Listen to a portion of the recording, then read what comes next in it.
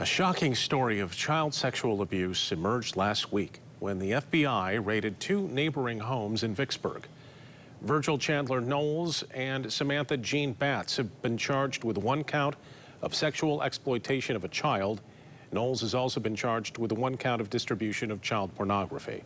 The abuse and exploitation of a child is news that can shake an entire community. News 8's Emily Leonard has been looking into more about these types of crimes and what people can do to prevent it. The Children's Advocacy Center of Kent County deals with child sexual abuse by not only tending to children who've been abused, but also by helping to prevent it from happening in the first place. They say a lot of the power is in the hands of caretakers. Talk to kids when they're young so they'll know when something isn't right.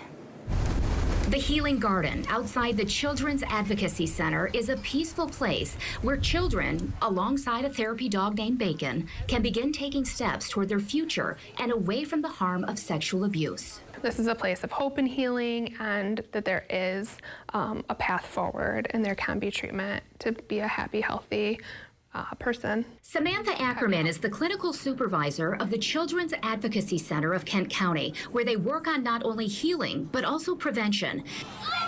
She says we can all help in breaking the cycle of child sexual abuse because sometimes the signs are there.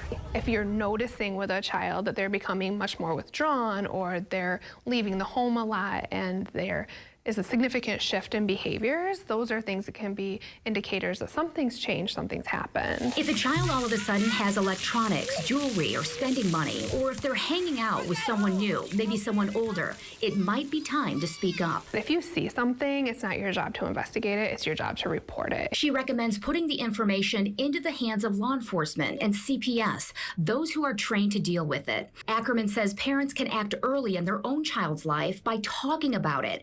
At the Children's Advocacy Center, they offer body safety classes for kids as young as 3 and 4 years old. We give kids a lot of information about safe and not safe touches, good and bad secrets, giving them the correct language for body parts, because if something is going on and a child has the language to articulate that, they can say it. We hear a lot about stranger danger, and we teach our kids to be wary of people they don't know. Ackerman says typically, abusers are a lot closer to home. What we see is that offenders and abusers are people within the family. They're friends of the family. They're people at the church. A child who's been abused and enters the Children's Advocacy Center will endure a lot of trauma treatment, therapy, and working toward feeling safe and trusting again. For two children allegedly abused in Vicksburg, their abuse stopped when the FBI raided 2 homes last week. But now they'll have some hard work and healing ahead. Our message here is that this is a place of hope and healing, and I hope that this child can be connected with a place like the center where they can work through the events that have happened, where they can feel like they're safe and that they're comfortable in being themselves. In Grand Rapids, Emily Leonard, News 8.